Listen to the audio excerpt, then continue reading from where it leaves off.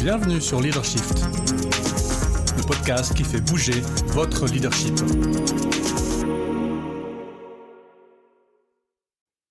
Joseph a 58 ans. Il travaille depuis 17 ans dans la même entreprise. Il y a passé la crise financière de 2008, l'abandon du franc fort en 2015, la Covid à partir de 2019. Dans 7 ans, il sera à la retraite. Ça l'inquiète un peu.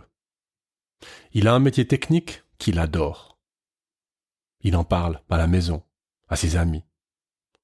Il aime les gens, à sa façon un peu bourrue. Il aime le travail bien fait. Joséphine a 62 ans.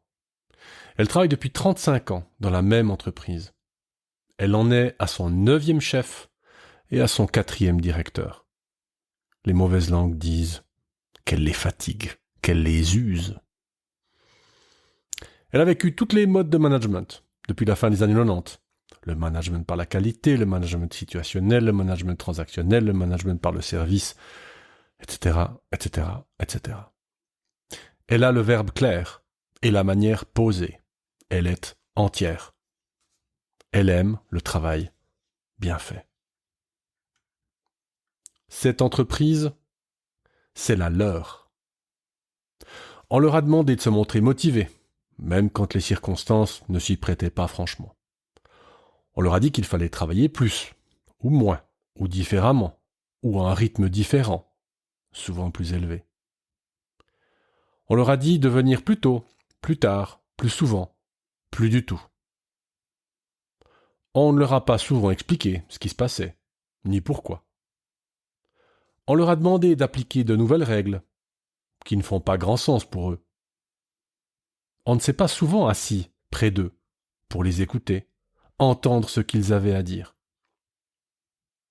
Comme ils sont pas très bons en communication, on les a même envoyés faire un cours dans lequel on les a pris de haut, en ne valorisant pas leur expérience. Alors ils ont essayé de faire leur bout de chemin, leur partie du contrat, parce qu'on leur demandait.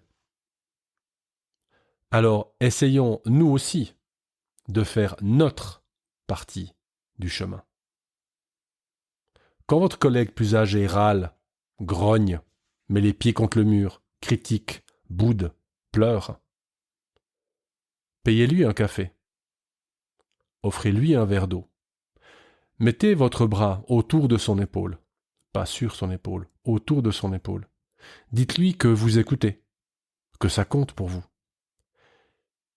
Laissez-les raconter, laissez-les exprimer ce qu'ils ont dans le cœur. Pas besoin d'être d'accord, juste écouter, être présent. Et là, peut-être, un lien, une ouverture. Les hommes de la vieille garde étaient les plus expérimentés de la grande armée de Napoléon Bonaparte, mais aussi les plus fidèles soutiens de l'empereur. Ils se plaignaient cependant souvent de leurs conditions de vie directement à Napoléon, qui les appela donc grognards.